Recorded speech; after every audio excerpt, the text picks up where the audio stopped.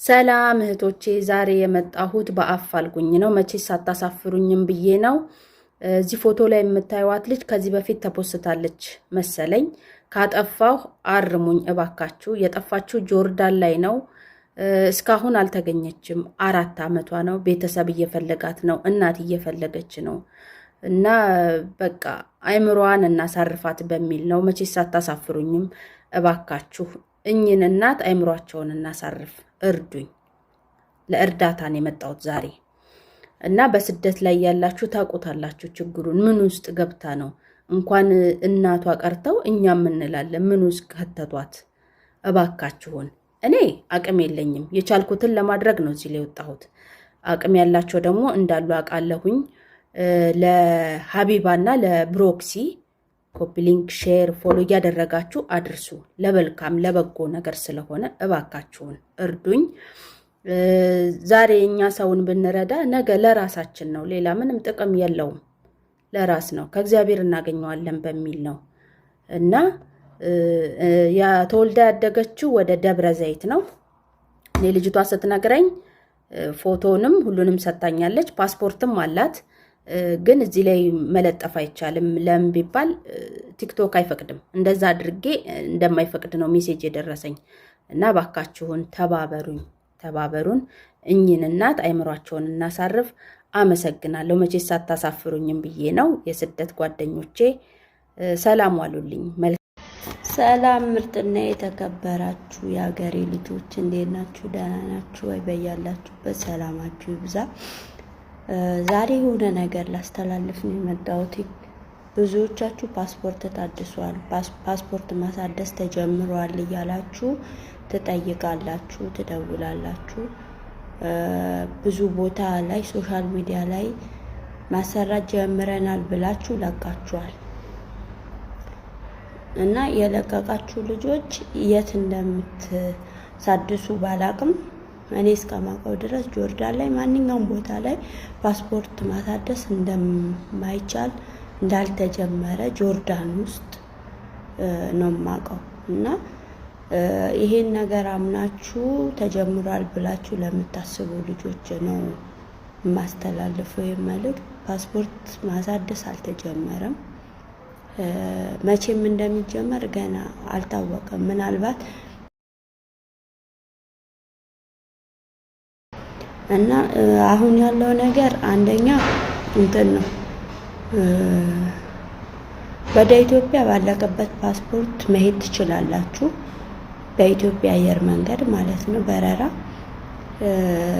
ሌላ ደግሞ ኢቃማችሁን እና ተስሪሃችሁን ለአንድ አመት ባለቀበት ፓስፖርት ማሳደስ ትችላላችሁ። ኢቃማችሁን ማሳደስ የምትፈልጉ ኤክስፓየርድ ባረገ ፓስፖርት ማሳደስ ትችላላችሁ። ስለዚህ የሚባለው ውሸት ነው። ፓስፖርት አልተጀመረም፣ ማሳደስ አልተጀመረም ጆርዳን ላይ። ይህን ነው ማስተላለፍ የምፈልገው ማለት ነው። አመሰግናለሁ። ሰላማችሁ ይብዛ። ፈጣሪ ጠብቃችሁ። ደህና ዋሉ። አንዷ እህታችን የጻፈችው ማለት ነው በቀን አንዴ ከተገኘ ማው እርግጥ ነው ብዙ ምግብ የሚያገኙ እህቶቻችን አሉ።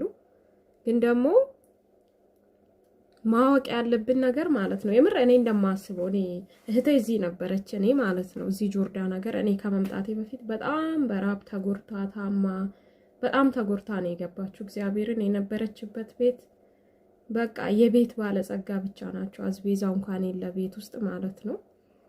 እና ግን ማወቅ ያለብን ማለት ነው እኛ ምግብ አተና አይደለም የመጣ ነው። ምናልባት ያንን ቋንቋ እንደዛ አቀላጥፈን ምንም ፐርፌክት እንኳን ብንሆን የልባችን ልንናገር አንችልም። ግን ቢያንስ በጽሁፍ ጽፈን ለነሱ ቴክስት ማድረግ እንችላለን። ምግብ የማሟላት ግዴታ አለባቸው እነሱ ለኛ ማለት ነው እህቶቼ። እና በቀን አንዴ ከተገኘ ምን ማለት ነው? በቀን አንደኛ እኮ ቢያንስ በጣም ብናጣ እንደው ኢትዮጵያ በጣም ችግር ቢሆን ብናጣ ማለት ነው ሽሮ አናጣ፣ እሱንም ብናጣ በቀን 2 እንበላለን፣ በቃ 3 ብናጣ። ግን ደግሞ እግዚአብሔር ይመስገን እኛ ተርበን አይደለም የመጣነው፣ የተሻለ ፈልገን ገንዘብ ፈልገን ነው እንጂ ተርበን አልመጣንም። እና የሀገር ጉዳይም አይደለም ጆርዳን ምናምን ሳውዲ ስለሆነ አይደለም። እኔ እንደማስበው የትም ሀገር ጥሩ ሰውም አለ መጥፎ ሰውም አለ። እሱን ነው ማሰብ ያለባችሁ ማለት ነው። እና አትራቡ። መብትና ግዴታችን ማወቅ አለብን። ግዴታችን ስራችን በአግባቡ መስራት፣ መብታችን ደግሞ ቢያንስ እኔ ወሳኝ ነው ብዬ የማስበው 3 ነገር።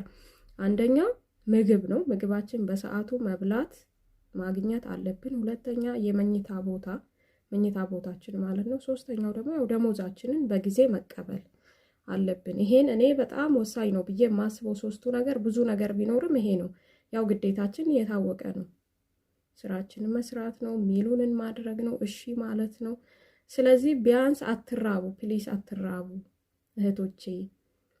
ግዴታ ማምጣት አለባት። አስቤዛ ከሌለ አምጪ በሏት። በተለይ ቤት ውስጥ ሰው ከሌለ ምግብ አይሰሩም፣ መግዛት አይፈልጉም እነሱ ልጅ ከሌለ፣ እዚህ አብሯቸው የሚኖር ሰው ከሌለ። ስለዚህ ፕሊስ አትራቡ። መብትና ግዴታችን ማወቅ አለብን። ምግብ ከሌለ ጠይቁ፣ አትፍሩ። እንዳልኳችሁ ነው። ቋንቋ በጣም ይቸግራል። ምንም ፐርፌክት ብንሆን ልክ አማርኛ መናገር እንደምችል በደንብ መናገር ብችል ብዬ አስባለሁ እኔ ራሴ ማለት ነው። ስለዚህ ቢያንስ መናገር ባንችል ጽፈን ለነሱ ቴክስት ማድረግ አያቅተንም። ይሄንን አድርጉና አትራቡ፣ አትጎዱ ላለ